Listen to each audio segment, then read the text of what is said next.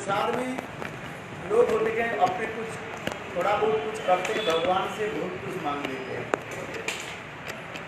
जिस प्रकार बनिया का व्यवसाय जिसको कहा जाता है, बनिया है?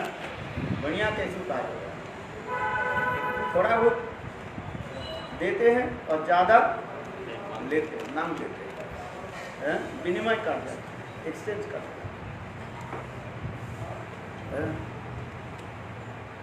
तो उसी प्रकार प्रहलाद महाराज जी कहने लगे, प्रभु मैं बनिया नहीं है, व्यवसायी नहीं, मुझे कुछ वर नहीं चाहिए। तो उस समय नीचे कहने लगे, प्रहलाद नहीं, मैं तुमको वर देना चाहता। आगे ये सब कथा हम वर्णन करेंगे समय के अनुसार। उस कथा प्रसंग में श्री सुखदेव गोस्वामी पाद परीक्षित महाराज के श्रवण कराया।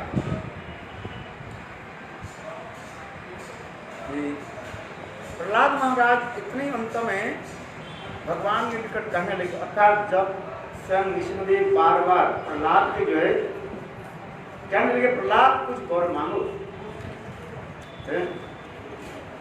जैसे पिताजी के संपत्ति पुत्र प्राप्त करके जैसे प्रसन्न होते, अथवा पिता पुत्र के योग्य पुत्र के अपने संपत्ति देकर के जैसे प्रसन्न होते हैं,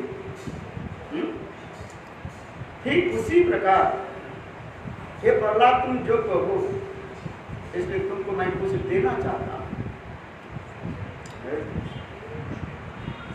तुम कुछ वर मांगो। अंत में प्रहलाद महाराज कहने लगे, प्रभु यदि मुझे वर देना ही है, इतना ही वर दीजिए, आपकी कथुना कथा मैं जगत में सर्वत्र प्रचार करूं, जिससे जीवों की जो है कल्याण। इस कथा के सुनकर के नृसिंहदेव रो पड़े कि प्रहलाद मैं तुमको वचन देता हूं, यह मेरा कथा, प्रहलाद और नृसिंह कथा को जो श्रवण करेगा, अति अवश्य ही उनके हृदय में प्रेमाभक्ति हो और समस्त प्रकार विपद से वो मुक्त हो। इसलिए शास्त्र में कहा जाता है, कहीं भी जाए नृसिंह प्रहलाद के स्मरण करके जाए तो आप समस्त प्रकार बाधा से आप निर्मुक्त हो जाए।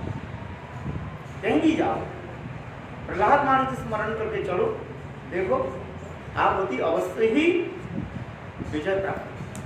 किसी बाधा, किसी प्रकार के विघ्न ऑब्स्टैकल है आपको रोक नहीं सकते। कहीं भी जाए निडर होकर के और विश्वास करके आप चले तो आप अति अवश्य ही विजय प्राप्त।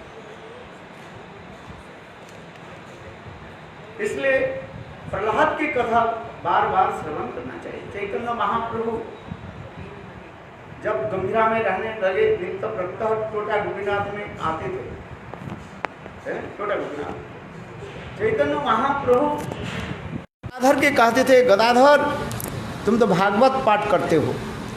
गदाधर नित्य प्रत्यह श्रीमद् भागवत पाठ करते थे और महाप्रभु कथा सुनने के लिए आते थे। और महाप्रभु कहते, गदाधर तुम मुझे ध्रुव प्रहलाद की कथा श्रवण कराओ, क्योंकि ध्रुव महाराज प्रहलाद की कथा में किस प्रकार त्याग, वैराग्य और शरणापत्ति और भगवान के प्रति अटूट विश्वास है, ये दिखाए। ये भक्ति का हमारे रीढ़ है, द फाउंडेशन है ऑफ आवर भक्ति, द बैकबोन ऑफ आवर भक्ति। भक्ति की रीढ़ है कहा जाता है। इसलिए इस कथा को हम बार बार कीर्तन करें। अभी कथा प्रसंग में श्रीमद् भागवत में सप्तम स्कंध में प्रथम अध्याय में नारद युधिष्ठिर संवाद कथा वर्णन कर रहे हैं सुखदेव गोस्वामी पाद है, क्योंकि इस आगे अध्याय में षष्ठ स्कंध में अनेकों कथा भी वर्णन किया गया है, जिसमें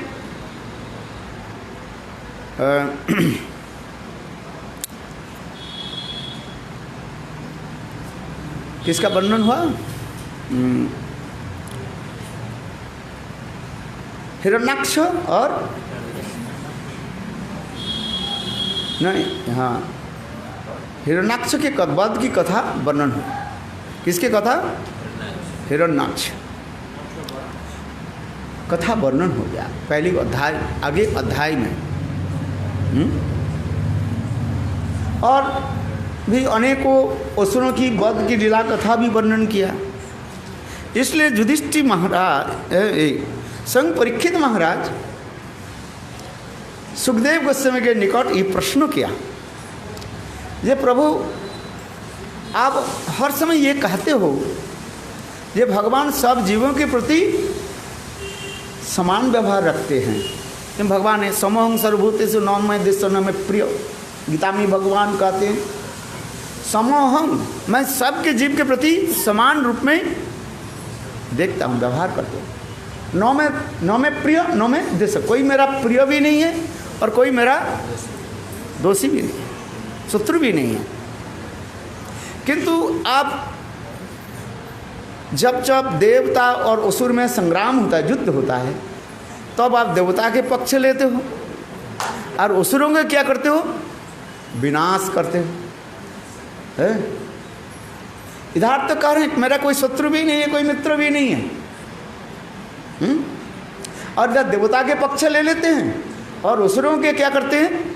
विनाश करते हैं। गीता में भगवान कहते हैं परित्राणं साधूनां विनाशाय च दुष्कृतं धर्म संस्थापनार्थ संभवामि युगे युगे, है कि नहीं? है तो समाभाव कहाँ रहा? उसी कहते समप्रिय सुहृद ब्रह्मण भूतानां भगवान स्वयं इंद्रासार्थे कथं दैत्यानां धी दिशमसि यथा। परीक्षित महाराज कहने लगे, हे ब्राह्मण, सभी प्राणियों में समदर्शी, समस्त भेदभाव से रहित एवं सभी के प्रिय वो सुहृद भगवान विष्णु ने साधारण लोगों की भांति देवराज इंद्र का पक्ष लेकर दैत्यों का वध किया है। क्यों किया ये मुझे बताइए। समदर्शी व्यक्ति का पक्षपात करना तो उचित नहीं है। जो समदर्शी है, समान के प्रति, सभी के प्रति समान दृष्टि रखना है, भेद रखना नहीं है। किंतु यहाँ पर क्या हो रहे? विरोधाभास हो रहे। आप इंद्र के पक्ष ले लेते हैं और असुरों के क्या करते हो? विनाश करते हो। तो आपके समदर्शी गुण कहाँ रहा है? समदर्शी समझ में आ रहे? सबके प्रति समान दृष्टि भाव रखना है।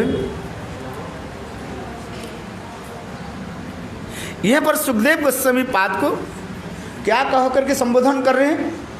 परीक्षित महाराज, हे ब्राह्मण, है इसलिए करना समं प्रिय सुहृद ब्राह्मण भूतानां भगवान स्वयं।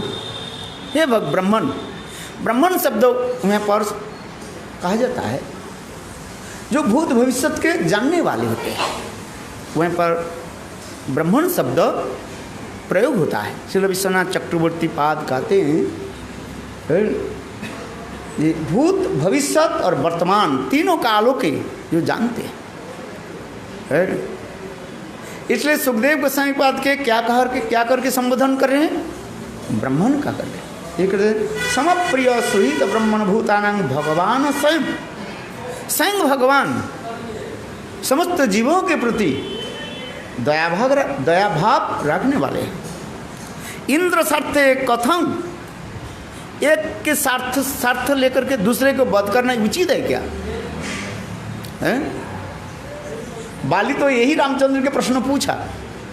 रामायण की कथा आप लोग ने श्रवण किया, जब भगवान रामचंद्र ने बाली को वध किया, बाली ने भगवान रामचंद्र के ही प्रश्न पूछा। हम दो भाई हैं, सुग्रीव और बाली, हम दो भाई हैं। सुग्रीव के साथ आप मित्रता की और मेरे साथ आपने क्या की? शत्रुता की। मैंने आपको कौन सा बिगड़ा? आप बताओ, है? आपके फसल को मैंने कौन सा नष्ट किया है? आप ये बताओ, है? मैं कोविड वो क्या बोले कोरोना थोड़ी ले आने वाला, सबको मार रहा हूँ। महामारी मैं थोड़ी लेकर के आया हूँ, हाँ? है ना? अजय वो बताओ, सुग्रीव बाली ने भगवान रामचंद्र के यही प्रश्न पूछा। आप अपने पत्नी को हराया, माने पत्नी को आपको खो दिया, अर्थात रावण ने आपकी पत्नी सीता देवी के चुरा करके ले हैं। और रावण के साथ युद्ध करने के लिए, अर्थात अपने पत्नी को वापिस लाने के लिए, उद्धार करने के लिए, और मेरे भाई सुग्रीव के साथ आपने क्या की? मित्रता करनी। अरे यदि ऐसे होते, इतना ही तो केवल मुझे सूचित कर देते, बाली कह रहे हैं, रावण कहीं भी रहे, स्वर्ग मर्त पाताल कहीं भी रहे, अनल अनिले कहीं भी रहे, आग में रहे, बतास हवा में रहे, कहीं भी रहे, मैं तो उसको चोटी पकड़ करके आपके चरण में आपके समर्पित कर देते। बाली मेरे पास कुछ नहीं है, ये बाली करूँ, रावण मेरे पास कुछ नहीं है। आज मेरे भाई सुग्रीव के पास इतने क्षमता नहीं है, बाली के पास बर था ना, जो स्वयं भगवान विष्णु यदि उनके सामने भी आ जाए, भगवान विष्णु की भी आधी शक्ति बाली में आ जाएगा। अपना तो है पूर्ण, और भगवान विष्णु की भी आधी है, वो भी शक्ति आ जाए। भगवान विष्णु के भी आमने सामने उसको भी परास्त कर देंगे, बाली कह रहे हैं। मेरे भाई सुग्रीव में इतने बल नहीं है। यदि आपकी पत्नी के उद्धार करना है रावण के चंगुल से, तो मुझे इतना ही सूचित कर देते, मैं आपके पत्नी सीता देवी को और रावण के जो है आपके चरण में दे। इतने वास्तव बाली में तो रामायण में कथा सुना, बाली में इतने शक्ति था। बाली सूर्य के लिए दे रहे जल दे रहे थे, सूर्याय नमः कर रहे थे, और उस समय रावण आकर के बोले क्या? युद्धंग देही। बाली बोले रुको, बोले रुकना नहीं, बार बार वो डिस्टर्ब करने लगे। तो बाली ने क्या कि रावण के बाएं हाथ से पकड़ करके अपने कांख में, जो है कांख है ना, इसमें दबा दी, और उसके बिल्कुल जैसे कांख में जैसे जू होता है ना, कीड़ा होता है, और उसके भांति नाखून इधर ऐसे ऐसे करने लगे।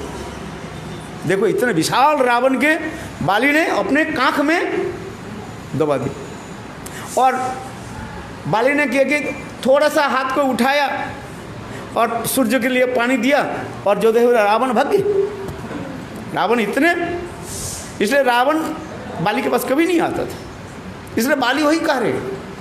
मैं एक प्रसंग में यही तो कह रहा हूँ, बाली यही प्रश्न कर रहे हैं।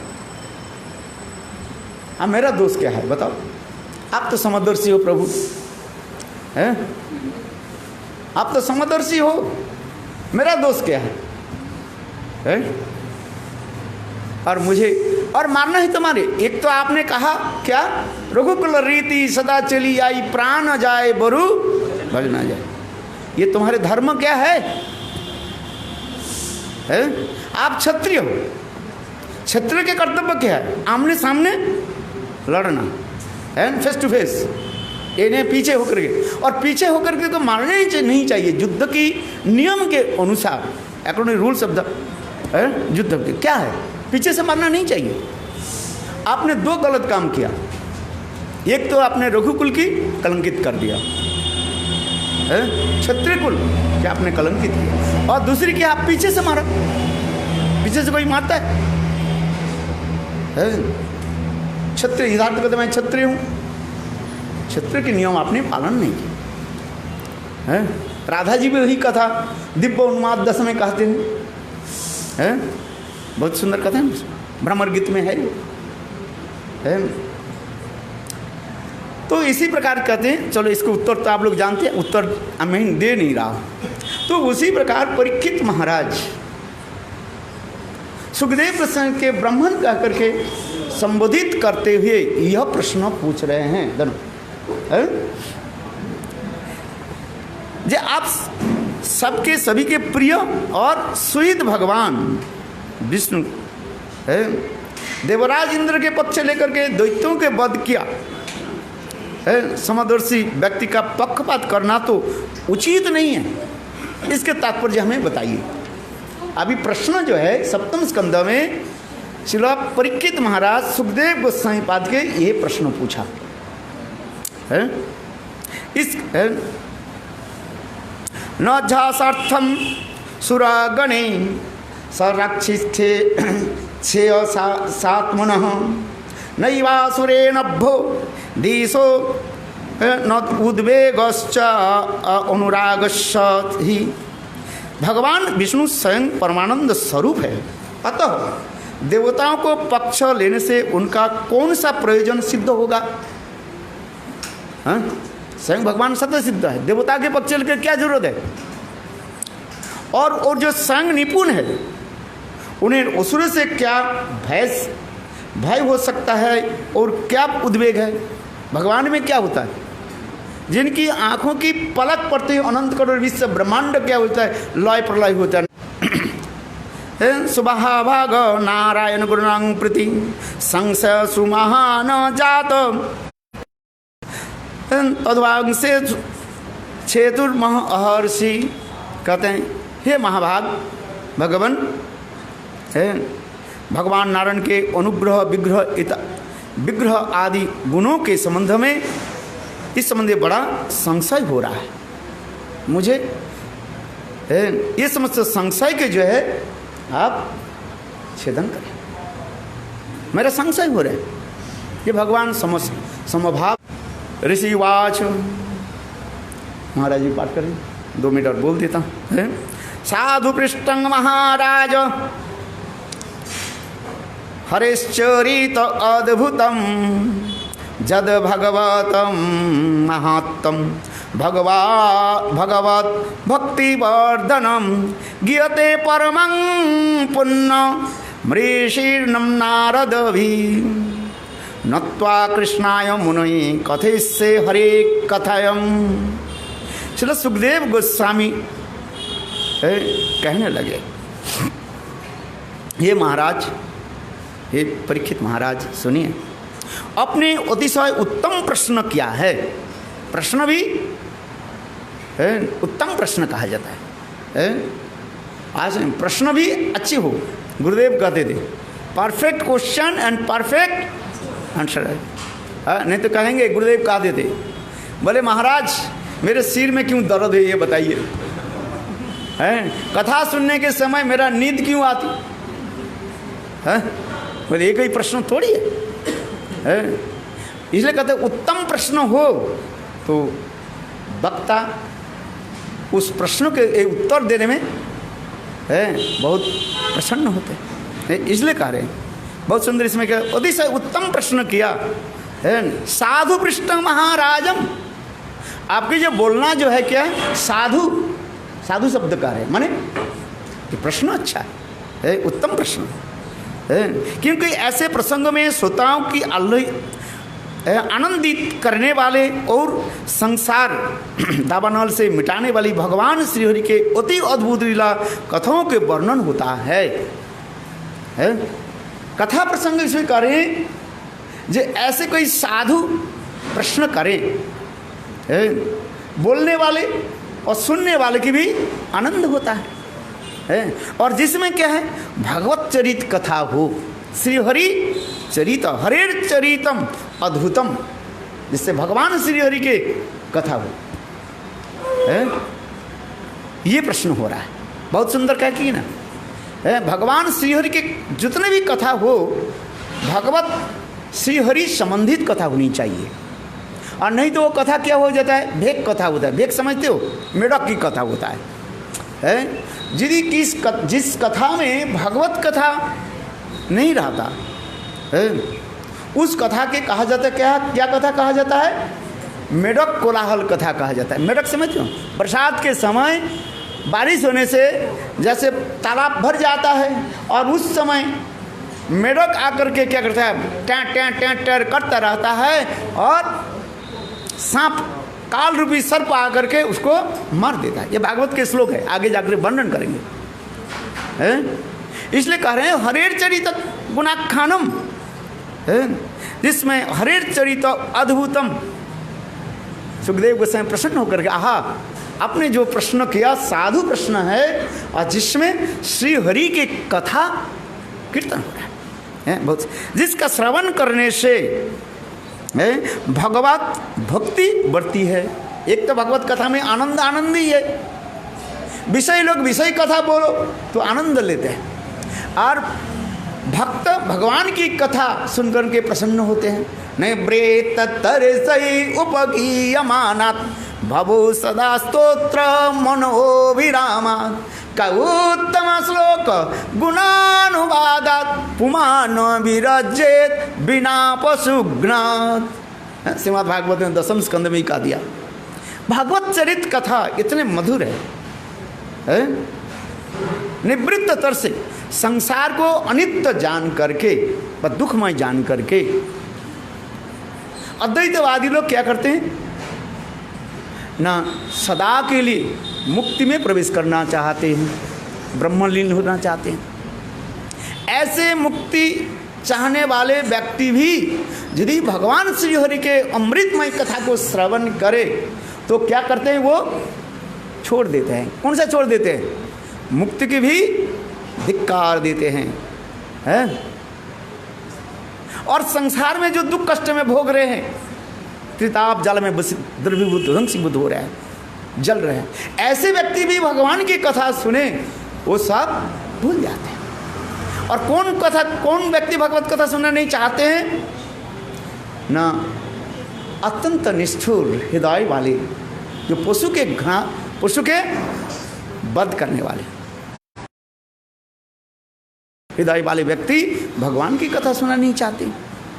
तो इसी प्रकार भी कहते हैं, ये एक तो भगवान श्री हरि की कथा आनंददायक होता है, और दूसरी क्या है, भगवान की कथा सुनने से क्या होता है, भक्ति भी बढ़ती है। दोनों हाथ में लड्डू, कथा में आनंद और भक्ति भी होती है। इसलिए कहते हैं नारद आदि महर्षिगण परम चरित्र, ये पर पढ़ करके बता रहा हूँ। इसलिए कहते हैं हे श्रीमद् भागवत की महात्मा का सदैव गान करते हैं, अर्थात नारद आदि ऐसे अनुभवशील व्यक्तिगण व महानगण महाजन कीर्तन कर रहे हैं। परीक्षित, अब मैं महर्षि वेदव्यास की प्रणाम करके भगवान श्रीहरि की लीला कथाओं को वर्णन करूँगा। सुखदेव गोस्वामी पाद यहाँ पर कथा वर्णन की जा रही है। काल यहीं पे कथा हम कंटिन्यू करते रहेंगे, 3-4 दिन जो है इस कथा को हम वर्णन करेंगे। क्यों, अभी नृसिंह प्रहलाद की कथा आएगा ना। वंशाग्र कृपा सिंधुवीव च पतितानां पावनेभ्यो वैष्णवेभ्यो नमो नमः।